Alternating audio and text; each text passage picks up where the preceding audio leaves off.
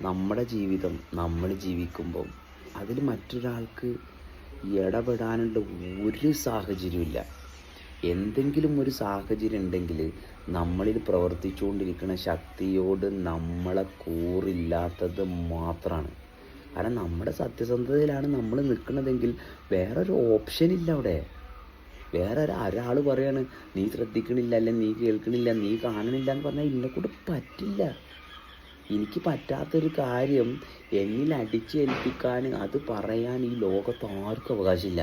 കാരണം എൻ്റെ കപ്പാസിറ്റി എന്താണെന്ന് ഞാൻ തിരിച്ചറിഞ്ഞു കഴിഞ്ഞാൽ അത്രേ എന്നെക്കൊണ്ട് പോസിബിലിറ്റി ഉള്ളൂ. ഇങ്ങനെ എനിക്ക് ജീവിക്കാൻ പറ്റുള്ളൂ. അപ്പോൾ അവരിങ്ങനെ ജീവിച്ചാൽ മതി, അങ്ങനെ ജീവിച്ചാൽ മതി, അത് അവരുടെ സ്വപ്നങ്ങളാണ്. മനസ്സിലായോ? അപ്പോൾ ആ സ്വപ്നങ്ങളെ എൻ്റെ ഉള്ളിലേക്ക് എടുത്ത് ഞാൻ വിഷമിക്കണ ഭാഗമോ അല്ലെങ്കിൽ ഇപ്പം ഞാൻ ജീവിക്കണ അവസ്ഥയിൽ എവിടെയെങ്കിലും എനിക്കൊരു ചെറിയ ശതമാനം പോലും റിഗ്രറ്റ് വരാൻ കാരണം ഈ ശക്തിയുമായിട്ടുള്ള ബന്ധത്തിലും ഞാൻ ചില അവിഹിത ബന്ധം നിലനിർത്തണുണ്ടാ. അല്ലെങ്കിൽ ഒരിക്കലുമില്ല. ആർക്കാണ് പറ്റുക?